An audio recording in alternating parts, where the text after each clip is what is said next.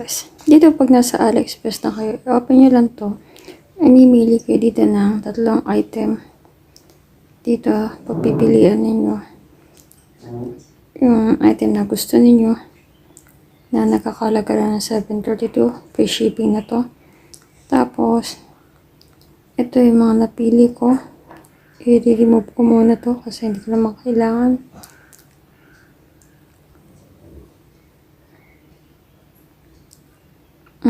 Hindi ko rin to kailangan isang to. Ito lang yung pipiliin ko, yung dulo. Tapos, itong Acne pen ay messenger, tsaka itong portable, tsaka itong nail cutter. Check out. Tapos, isi-select nyo yung payment.